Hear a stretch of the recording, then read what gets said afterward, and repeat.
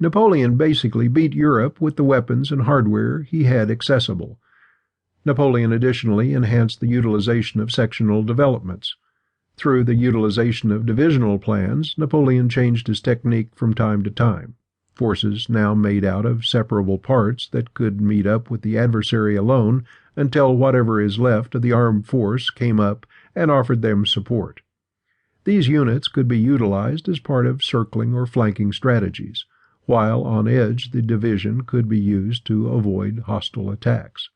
This kind of arrangement could now exploit parallel paths and have the capacity to focus promptly before reaching the enemy line. As an after effect of executing such plans, being in command was made more confounded, and the troops' work turned out to be imperative, and additionally, the requirement for profoundly very detailed maps that had to show territory and the intricate road maps. In spite of the fact that Napoleon executed the utilization of divisional arrangements, these armed forces in the Napoleonic Wars would radically expand in size because of induction. Keeping in mind the end goal to viably charge a substantial number of troops, Napoleon would utilize permanent corps in the French force. This hierarchical unit got to be key for organization and stayed in command while controlling these expansive troops.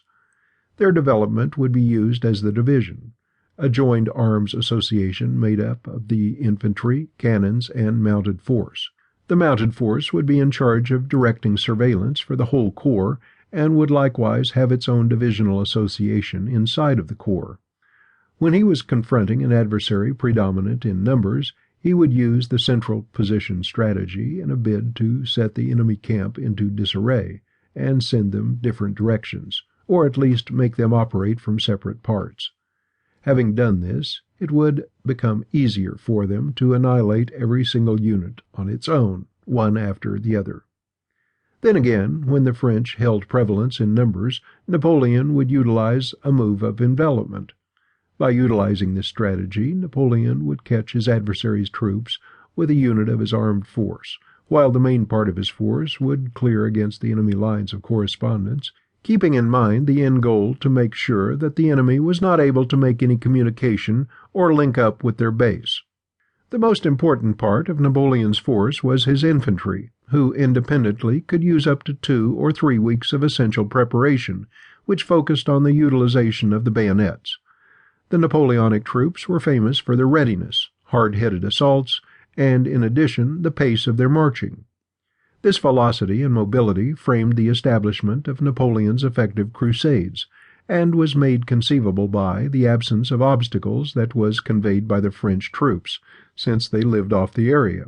Despite the fact that Napoleon trusted in the infantry to be the most important part of his army, they were no match to his artillery. Most of the ideas he used for the artillery were borrowed from Chevalier du Tillet, his former superior in command when he was still in Toulon. During this time, the emphasis was on getting the artillery concentrated at the moment of attack, and henceforth this would be dispersed throughout the line of defense of the enemy. Napoleon would take after this practice and would utilize his huge gauge weapons to force a gap in the adversary's line into which the infantry could enter. As time went on and the overall strength of French recruits decayed, Napoleon would use up more artillery in his forces, and he would set stronger attacks by bombarding the enemy with his weapons.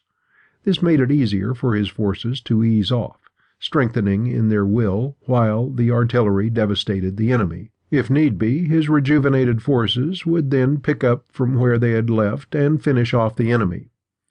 During this time, nobody could fathom his capacity to utilize weapons, innovation, and strategies.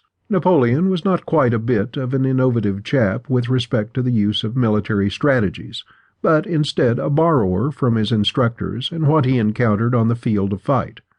Most of the tactics that he used were based on what he had learned before or what he had seen first-hand in battle.